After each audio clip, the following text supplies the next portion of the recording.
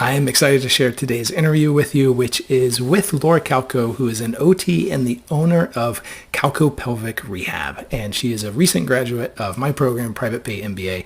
And in this interview, we talk about how she's been able to grow a private pay practice that works for her and her family and her clients. I hope you enjoy. Laura, I am so happy to have you today and be talking with you. And I've had the pleasure of actually supporting you through Private Pay MBA. And something that really struck me about you is that you really run your practice through a values-led approach. Would you mind sharing with us what some of those values are and kind of the filters you use to make decisions? Sure. That's a great question. So I think the first value that I hold in my business is that my family and personal health and wellness is a priority with my business. So I always say that my business revolves around my family and not the other way around. So the whole reason I started my private pay practice was so that I could have more time for my family and really be present to them. I have 3 young kids, a 7-year-old, a 5-year-old, and a 2-year-old. I have to drop off one of them at preschool. The other one has soccer practice. So my life before was just really not working for me in terms of like going to the hospital at 7 a.m. and coming home at 4 p.m. And so this was just something I knew was a core value of my business. My business needs to revolve around my family and my own personal well-being as well. I think the second, in terms of creating safe and a peaceful environment. So I'm currently in my zone here. Lovely. Yes. So when I was looking for a place to rent, I was looking for a place that provided safety and a sense of peace and serenity, which I think is really important for clients who are going through sort of embarrassing conditions or conditions that are sort of traumatic, have a trauma history, or cause trauma themselves just because they're pelvic pain. So it just was really important for me to have that and continue to have that sort of feeling and environment of safety and serenity, so that people can feel like they're in a good place to heal and a safe place to heal. And I think the third sort of, I feel like they go together, but being authentic and having integrity. I think everything that I do, I need to be honest with my colleagues in the community. I need to be honest with my clients in order to build trust, but also for them to receive the best care. So it's always focusing on the betterment of the client in terms of just being authentic with them, building that personal relationship with them and having integrity, just being honest and truthful. Yeah. So I think when I was reflecting on that question, I think those are my 3 core values, which was nice to reflect on. I feel really good, like, yeah, I'm there. That's what I have. I mean, I see you living it every day. And I love that. I mean, of the 3, 2 of them were really client-centered and 1 was for you and your family. And I think a lot of people struggle with the way they currently have to OT, where maybe they're having to do groups a lot, or they're having to see clients in 15-minute increments. And they're in this like really bad squeeze where they don't have time for their family. They don't have any flexibility in the schedule, and they're not getting fulfilled at work. And so it's really great to hear that through a private pay practice, like you've been able to create that environment for both yourself and your family and also your clients. Absolutely. Yeah. That freedom has really allowed me to do that. So I'm very happy about that. What is your favorite type of client to support? So this is kind of a different answer. I don't know if this is what everybody wants to hear, but my favorite client are the ones where we laugh a lot together. Awesome. I think about people have all kinds of conditions. Some people are here just for maintenance. Some people have a lot of pelvic pain. Some people are dealing with incontinence or urgency or prolapse, but like when we find things to laugh about, we just form this great connection and we're having a good time in therapy. And I almost feel like I'm hanging out with my friends while we're doing like dry needling or or myofascial release. Like we're talking about peeing and pooping and like, it's just like, this is so funny. So I just love those clients. I just feel like I'm hanging out with my friends. when I'm doing therapy with those people, and which is honestly, I feel like it's like 80% of my clients. I feel like I'm just hanging out with my friends. You put out a certain vibe and you attract people that are honestly kind of like you. Right. So I think that's very true. And that's been very true for me. And then they refer to their friends who are probably also like that. So it's Oh, like totally. a wonderful flywheel that ends up happening. I think recently I had like a group of 3 friends they were like all friends with each other. And I was like, this is amazing. Like I know them. So it's just been a blessing, and I've loved that. But in terms of conditions, I do think if I were to have like a condition that I could choose, I would love to I just love treating pelvic pain clients.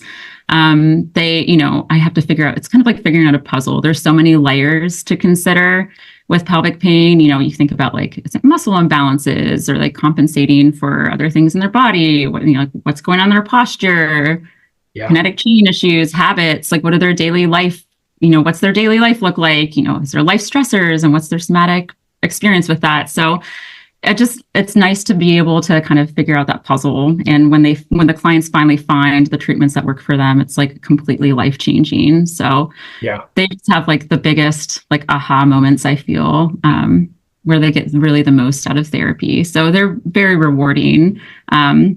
My favorite type is the ones I laughed with, but the most rewarding ones are probably my pelvic pain clients that have, a lot of things that have worked out for them. And would you say that you're able to really look at those more complex cases at more in depth and for a longer period of time because you do have your own private pay practice versus like maybe the setup when you were in a hospital?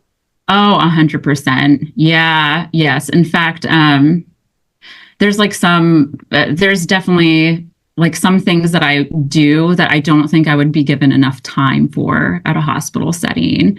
Or even like just the environment of like delving into some more, I don't want to say like traumas, but I mean, there's like micro traumas in our lives too. But anything that's like kind of a stressful or embarrassing situation, I don't think having that kind of setting really allows people to really be real and open up about them.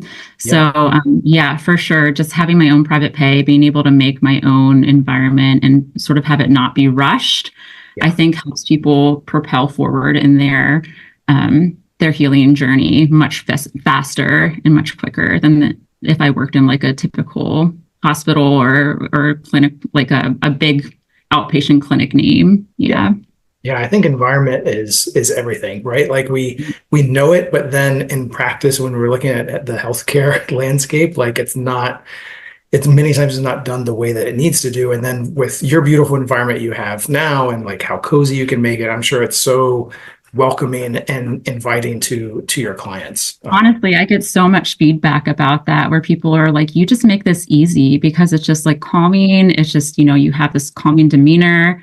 You make it easy to talk about this stuff. And that's what my goal is. I don't wear polos. My goal is not to wear polos. I mean, you're wearing a polo, but it's different. I'm like, I don't want to wear a polo because that's just not like, I feel like I'm like in a clinical setting again. Like it just makes me feel, and like, I'm just going to wear my everyday clothes that makes me feel like I'm a person talking to a person. Right.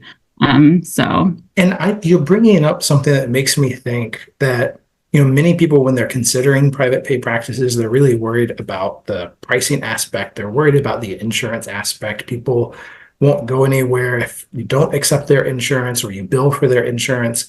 But like everything that you just said had nothing to do with insurance, right? They are coming because of the environment that you've created. They're coming because of the connection that you're having, and you're able to go deeper with them. It's like there are people out there, a lot of people out there who want great results and transformations and a great experience, not necessarily just a $25 copay. Very much so. I mean, you definitely get the other way around too. And I'm completely fine with that. There are some great therapists locally that I know that are, insurance based. And I'm, if people need that, then I'll be like, go see these people. Cause that's, but in the same token, I know that those people are also constrained in how they can perform their therapy to no fault of their own. Private practice has its own struggles as well, but it is like you just get a different approach that I feel like can just, for the right person who's the right fit, will just make leaps and bounds in their therapy much faster. Yeah. Hey, I hope that you are enjoying this video. My course and mentorship program, Private Pay MBA, is the fastest way to start your OT private pay practice. Whether you are starting on the side or going all in full time, Private Pay MBA is the most comprehensive program available. But we all know head knowledge just isn't enough, right? Which is why I provide so much support and accountability within Private Pay MBA. You will join group coaching calls, get access to an incredibly supportive community, and get my personalized feedback on all aspects of your practice. If you are an OT that's in the beginning stage of starting your practice, then Private Pay MBA is for you. And if you've already started your practice, but you aren't getting the results that you want, then Private Pay MBA will give you the structure and tools you finally need to start attracting your ideal clients, gaining traction, and gaining that occupational choice. With hundreds of students, the material in this course has been field tested and quite simply just works. You'll learn how to build authentic referral relationships, market yourself ethically, and build a practice that you are proud of. You can check out more details at freedomofpractice.com/ppmba or click on the link below this video. Okay, now back to our video. What is, I'm curious, what is your ideal work rhythm? So we've talked about, the family is really important. So for you, like, what is the best week in your life look like in terms of work? Yeah, that's I love my work. I love being a therapist. So I definitely feel a little bit countercultural from the typical American business world model, because I really like to take my time with my clients. I like to space my clients apart. And I really like to be a little bit laid back in my schedule. I feel like for the past 15 years of my life, I've been sort of in the rat race of, you need to get into a great grad school. And then once you go to a great grad school, you need to, excel and get a great job. And then you need to meet all these quotas at work and do this unrealistic, 90%, productivity. And then, it's just constantly more and more and more. And then I had babies and they were demanding and nursing and I just felt burnt out. I even starting my private practice. It took so much out of me. Yeah. I was like, I don't want to do this rat race anymore. I really don't. I just want to, I sort of switched gears, I should say, with my mentality with work. And I was like, if I could have 8 clients a week, 2 days a week, I would be completely happy. I'd be completely happy. And that's where I'm at.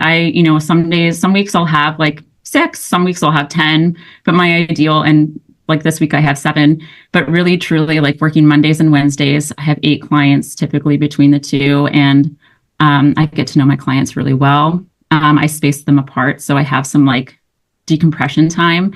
I'm able to make some money for my family. I'm helping my clients because I'm really getting to know their conditions. And I honestly have time to learn more for my clients.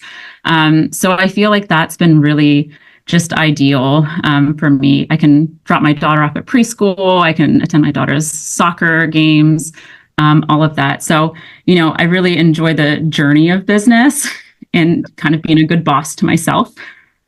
Rather than a tyrant boss. It's you must see 25 clients a week. Because I feel like we can put that on ourselves, right? Absolutely. I feel so being oh my gosh, I need to grow my business and get into a super big space, or I need to take more and more and hire. And I'm just so done. I've lived that life, and I at least at this point in my life, I'm fine. I'm happy with my 8 clients a week and dropping my daughter off at preschool and being at my other daughter's soccer games. So a little bit countercultural. I know I'm kind of the weirdo in my community. No, but I think it's about finding what is valuable to you and in this season of life, and the next season of life may be different, and just being okay with it. There's a really great parable from, I won't recount the whole thing, but it's about this Brazilian fisherman, and someone from New York City comes down, and basically he has a really great life. He tells him he needs to abandon that life, go build this business career, so one day he could retire to have the life that he actually has right now, And so it's really So like interesting. thinking about like actually what are the things that make me content, and fuel my soul and give me like good feedback and make me intellectually challenged, brings in money, and that you're helping people in the community. And then, Absolutely. yeah, Yeah. so I I think mean, you that's, just spoke what I want my business to be and what yeah. it is. So yeah. Yeah. Do you Yeah. do you find yourself thinking about where you would want it to be 3 to 5 years from now, or are you just Yeah. focused on the present? No, I think that, my current motto for just my life in general, including my business, is that life, my business, everything is a journey. Sort of like taking the slow, non-hustle, sustainable growth journey, right? So kind of being like on a stroll rather than a sprint. Again, I know it's so countercultural, but I think that has made myself a better person for my clients and for my family. So that is just what I'm doing right now, just taking it one step at a time. I think I've done a lot of soul searching this past year with my business and realized that, what I'm good at and what I'm not. So I recognize that, creating systems or managing people, it's not like my forte or something that would like naturally like come to me. Right. So I was like, so if I grew my business, I probably wouldn't like be a clinic owner. Yes, because I feel like it would just be a mess and in disarray and on fire or something. So, so Yeah, right, we don't want that. Yeah. right, and I would be so not good for my like the people I would hire. So I mean so it's good to know for myself and for them, like for the future non people who I'm not hiring. Yes. But I recognize what I am good at. And I recognized, I really enjoy and I'm good at teaching. I really enjoy and I'm good at being a therapist. So I feel like for my growth, I was like, you know what? I think if I were to grow, I would probably grow in those two roles where, right now I'm able to provide a couple lectures at a couple local universities.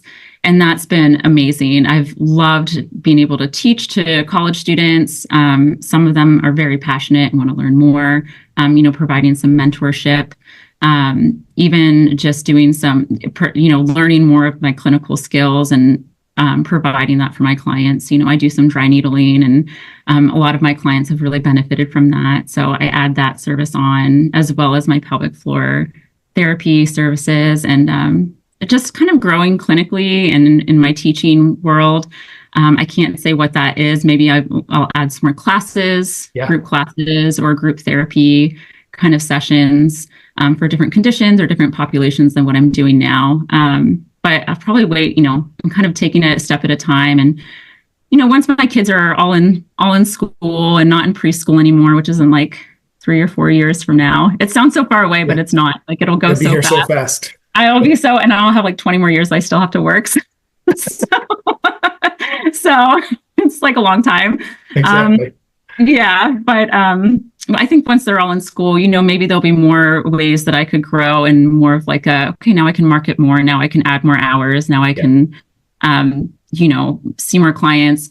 Or maybe there's something else. I don't know. It's a journey, and sometimes things come up in it, and that I always surprise me. So that's sort of what I'm envisioning right now. Is maybe I'll grow into a new space, or if I were to hire somebody, it would be just somebody came along that was the perfect match and knew that I was like scattered with systems and stuff.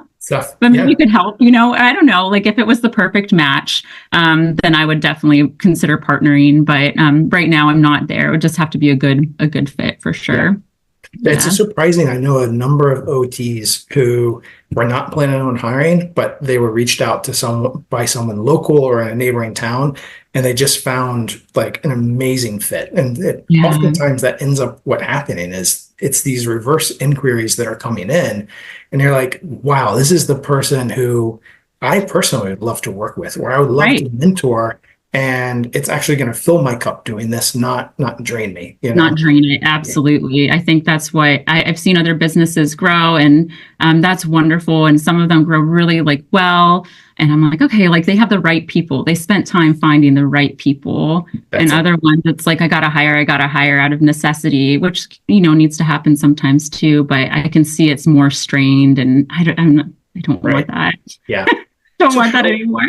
How, well, like for you and your practice, how would you say you differentiate yourself? Like how do people find you, and why do they seek out you? Yeah, that's a really interesting question, because I think if you were to ask me that when I first got started, it would have been completely different. Oh, all right. Awesome. Yeah. So I think when I first got started with business, I thought I needed to have like separate skill sets. So something that was like really impressive, or something that would be like, okay, like I have this, like a certification of some sort, Sure. right? Like, so I was like, okay, I'm going to do dry needling. I'm going to do dry needling. I'm going to figure that out. And I took it. And then I realized like other people already knew how to dry needle, or other people would like eventually, or would like do dry needling, right? Like it was like people are already doing it, or people would get that certification as well. So it was like, okay. So then I was like, okay, well, now I'm going to do like the pregnancy and postpartum corrective exercise specialist thing, because it seems like that's a really good tool to have under my belt, which it is. It's an excellent course. So I did that, and I'm happy I did. But again, other people can also do that. Yeah. Doesn't necessarily make it unique. Yeah. Right. So it's like, okay, so I have these certifications, and so does everybody else, right? Like, so I'm like, what do I do? Like, how am I different if they all have these things? So I think this is where your course actually really helped me kind of look deeper into myself, Doug. It really did, and helped kind of make me understand what made me valuable. And that was your focus on authentic relationships. Yeah. So building authentic relationships in the community. And my husband and I talk about this all the time, where he's like, Laura, that guy that you worked with business, he's so right about the authentic relationships, because he's an engineer, and he sees it in his world too, where people choose him, like his business, because of the good relationship, not because, and people have actually said that to them. So it's like, yeah, that is so right. So I think it really is just like my vibe. It sounds so simple, right? But it's like my vibe, my values that I'm talking about, making these personal relationships with my clients and my colleagues as well in my community. Yeah. I kind of like take on this, I'd like to be sort of the therapy equivalent of like a fancy French restaurant. I love that. Where it's kind of like artsy and, small and intimate, where like the waiters actually like wait on you. Like, yes. I want to actually like wait on people and have it not be furried. Maybe they have a limited menu, but it's like kind of like elite, like, ooh, like yes. There's 5 things to choose from. Like, and it's going to be really, really good, right? Like there's not like 20 things and it's going to be mediocre. Like those 5 things, no matter what you choose, it's going to be good. So world class. Yes. Right. And the hospitality that goes along with it as well. Totally. Yeah. Yeah. So I just felt inspired because my husband and I went to a French restaurant in London. So it's like, yeah, this is like what I want my therapy practice to look like, is this French restaurant. Well, and you can totally do it because like you have that freedom and flexibility. And I think so often, if you work in traditional healthcare environments, hospital, like acute rehab and everything, there's no sense of hospitality. You know what I mean? Right. Like, but in a private practice with you get to set the mood lighting. You get to play music if you want to. The props, everything is there. And like, we forget people want to, yes, have great, amazing therapy, obviously, but also feel good in the process and be in an environment that is not so sterile, right? Absolutely. And I think that it doesn't have to be like a carbon copy of what I do or what another PT clinic does, right? It can just be a copy, like a representation of you, right? Yeah. I feel like that vibe that you put off is going to attract those same types of people. Yeah. I have a PT friend who's also a private pay in the region, and she's a good friend of mine, and she's an amazing physical therapist, and she focuses a lot on like endurance sports rehab. She does like a little bit of pelvic health, but a lot of it is like endurance, and they're just amazing. They're wonderful people. but we were talking and she just has a completely different vibe, and she attracts people who are like her, right? Yes. Who are like the athletes. And like, I'm like, boy, if like a weightlifter were to come in here, like, like Right. we could use some like dumbbells, like that's great. Like, I'm going to send you to Caitlin because she's like doing so much more with that. Like that is her focus. And so, it's just great to know that about yourself and to represent yourself, in your practice. I think that is what makes me different, is just being who I am and helping people feel safe, by being myself. Yeah. And as you said, that by you being yourself, like there's only one of you, you know what I mean? Like there's only one Laura in the world with your unique lens and life experience and everything. And there's always going to be people who may have similar certifications or CEU coursework as you, provide similar modalities and things like this. But the more you as the individual can connect with the person, connect with the referring party, show up with your values that we started this interview with, the more they're gonna, like, people want to do business with people. Like, and we forget that, you know, and that's just such a key part of building those authentic relationships. So true. I tend to think to myself, like, anymore with my marketing, it's like, or you're even thinking like, how do I find the people I want to work with, right? Like if I'm looking, like recently I'm looking for an orthodontist for my daughter. I'm like, okay, what am I doing to look for this orthodontist? Well, I want them to be really good with kids, right? All of them sound like, we have multiple good ones in the area. Like they have to be like happy. Right. Happy people, yeah. Right? They can't be grumps. Maybe they all are like good orthodontists, but like I want somebody who's like going to be happy with my kids, and that's important, right? So just thinking about that from like the opposite lens, it's like, okay, like if somebody were to look for something like I offer, right? Like what are they looking for? Are they looking for like, I don't know, the biggest place, or are they looking for, you know, something that's more quiet and like intimate? And yeah, exactly. Yeah. And not everybody is, which is completely fine, but a lot of people are. And when they are, then we're both happy, and then we laugh, and it feels like a hangout session. Yes. And you have a good time. We have a good time. Yeah. That's awesome. What would you say to yourself 4 years ago, the Laura version of 4 years ago, now that you're at the point where you are? And we've covered a lot, like you've already dropped some hints around like transitions and stuff, but what would you say to that person you were 4 years ago? Sign up for Doug's course as soon as possible. I promise you didn't tell me to say that. I promise anybody. I didn't. No. Doug did not. Thank you. To say that. But truly, like, I wish your course existed 4 years ago when I was first like figuring out how to open my small business. And, you know, I started off very small. I started off as a mobile therapist. So I think that having a course like yours, truly, I mean this, it really helped me doing some introspection, and like launch my business where I want it to be for what felt both right and that was effective, right? So like there was a lot of things that might have felt right, but they weren't effective, right? Or the other way around, where there were some like business people that I was listening to that definitely like some of the tactics would have been effective, but it just didn't feel right for me. Yeah. So I think that if I were to like give advice to people, definitely find like a course like yours, that is extremely helpful to help guide you in a way that's right for your values and that's effective in what it results in. And I think I would also tell myself that starting a business is actually really hard.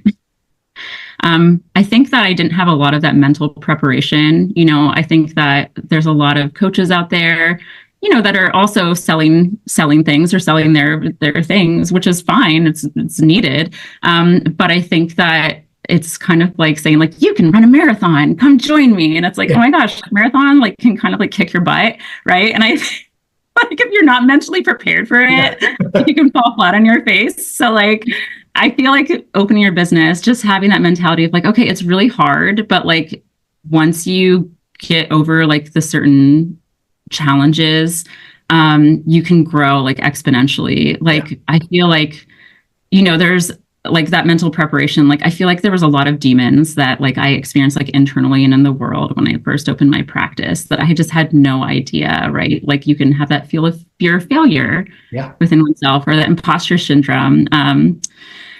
I had like some doubt from family members, even like very close family members and even very close friends of mine that I thought would be supportive of me and that I kind of wanted to like cheer me on, that were like kind of giving you like cross eyes, right? And that can be a huge blow, right? There's like sometimes there's wonderful businesses in the community, but there can also be some like relentless businesses and relentless sort of professionals that you can be like, wow, like this person doesn't have my back, right? And that can be like sort of, oh my gosh, like I thought we all wanted to like support, like cheer each other on, like, and it's just kind of like, oh my gosh, like what, this world is internally and externally, it can feel very like shocking, right? Like I had no idea I had this fear of like rejection until that. But I will say having your community and finding like a small tribe that is like, it can be within your community, OTs for Pelvic Health Facebook group. I'm so honored and blessed to know, like, there's a couple of therapists in Pittsburgh where we share the same values. We're both like, all three of us are moms. One's a PT and one's an OT. We're all moms. We all like have a part-time schedule. We all are small business owners. We all work in pelvic health. Like we're like the same person. We're just like in different places. So we like we're on this like text thread and we encourage one another and we just understand each other. But that is so needed when you feel like you're kind of like dealing with these demons, right? And it's like, okay, I need some people to kind of like cheer me on and validate me and help guide me. So having that like small tribe of people that share your values, having a good business mentor and a good clinical mentor, I think is so important. I separated those two out because I think I wanted both in one when I first got started. And I realized like some people are amazing clinical mentors. Like I feel like I would make a great clinical mentor, but like somebody's like, how do you start a business? I'm like, I have no idea. Just talk to Doug. I kind of like winged it a little bit until I met him. So well, you mentioned like, well, thank you for the compliments. It's very true. Yeah. You mentioned two things. Number one, really the mindset. And I think that is like all the self-doubt, the imposter syndrome, the fear of failure, the rejection and everything. Like those are so universal. Like it really doesn't matter what business you're doing or even just deciding to focus on a specialty, like you're always going to have that. And so it really gets, I think, amplified by like a factor of 10 when you try to start your own business, because now you're having to pick up the phone and call doctors and call referring parties and just working a 9-to-5. You don't have to deal with any of that stuff, One of the biggest things, I didn't write this down, but one of the biggest things you mentioned, Doug, to me was look at the KPIs and not the vanity metrics. Like ignore social media, right? Like unless the people, of course, inspire you and bring you up, but like basically don't look at other therapists' sites. And, you can learn more from classes. I mean, of course you can learn things that people post, but it's great for branding. But like, I feel like so many of us, the automatic thing is to like see it. And our brains are just like compare, right? Yes. To compare, like, this person has more likes. This person has more like comments, right? This person has all this bright, shiny thing, right? And this person could be like 300 miles away, right?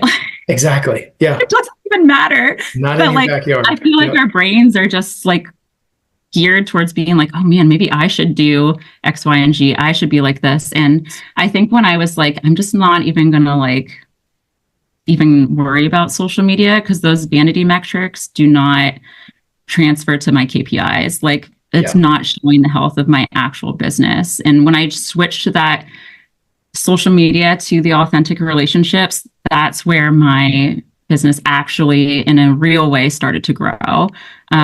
So if I were to tell my former self that, I would say ignore social media because it's not, no, don't ignore it. You don't have to ignore it. If you enjoy it, like that's great. If it works for you. That's great too. But I think Yeah, it can but be a danger, right? it So totally can, and it can be a danger from a time perspective, from your mental health perspective. I actually just recorded a podcast with my wife on her podcast, OTs in Public Health, about not using social media to grow your practice and yeah, other things that you should be I've doing only instead. had two people that I've gotten from social media out of my whole like Yeah, 4 years of doing this. Like it's like two people. yeah, It's like and exactly, crazy. and it's amazing because I work with so many therapists that many are moms, right? Many are working PRN at some other place, so they're strapped for time, and then they're feeling a lot of pressure to do a lot of social media. And it's like you're on social media 1 hour a day. That's 7 hours a week. That's enough time to plan a workshop and call around Oh 10 my. places to Oh have yeah. it hosted, and that's going to be so much more impactful. Like we need to look at like the impact of the activities, not the hours it takes to do the activities. And there's just so much better ways, especially for the busy person, to spend their time building those relationships than just posting the next reel, you know? Absolutely. 100%. Yeah, I agree.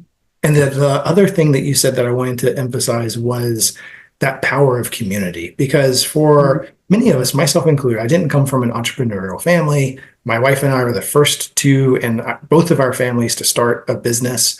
And it's that way for many OTs as well. You look around, maybe your peer group is working a 9 to 5 or an 8 to 4 or whatever. Same thing with your parents and everything. You may be the only person you know who's trying to start a business. And so surrounding yourself with other people, because there's other people just like you doing it, Mhm. who have that Yeah. shared experience, have maybe a little bit further than you are down the line. Yes. Just is so incredibly helpful for It's so motivation, for helpful. skills, everything. Yeah, I think your group was very helpful for that. And just it felt so authentic, right? I never felt anybody was like trying to prove anything, right? Like we all sort of like, I remember our group calls, we were all sort of like sharing our struggles. And I was surprised, like everybody kind of had the same struggles. Yeah. It's just not something that like people talk about on social media, right? Because we're trying to put our Yeah. best face out there. Yes. But it's true, right? Like people are people, and we all have these similar struggles. And we just want to be therapists. Just want Exactly. to be a Yeah. good therapist, right? That's all we really want. I know. So how do we get there? And I mean, that's truly what your course was all about and really helped me with. But yeah, it definitely having that community, that authentic community, that authentic relationship with those people Yeah. that were very real was so helpful. And just making me feel like I'm not alone. Yes. Yeah. Well, Yeah. I'm so happy to hear that, Laura. Yeah. And you've been super generous with your time. So I want to wrap up with just maybe one last question, which is Sure. for those OTs who are interested in having more occupational choice, like like you do, seeing the clients they want to see, how they want to see them, when they want to see them, fitting it into their life. But, they don't have the business background. They didn't come from an entrepreneurial family. So they're nervous and apprehensive about it. Like, what advice would you give them when they're just getting started? Yeah. So I would just say again, reach out to Doug for a phone consult and then sign up for his course. Sign up for his course after that. So, and again, Doug did not tell me to say this, but I just want to go back to saying like your phone consult truly did change that was the free phone consult that we had initially that completely changed the course of my practice. And it was just like one simple piece of advice where I was like, okay, yeah, I need to sign up for his course now because that helped me tremendously. And that's how I got my primary referral source initially. So, yeah, so I think just that course just really helped me kind of like overcome fears, understand values within my business, what it means to form authentic community in the relationships within my community, and really like the practicalities of how to go about that. That was something that like if you want to do a private practice as an OT, we go to school and we learn about all the clinical stuff, right? Like we're really good at being therapists. We're really good about thinking clinically.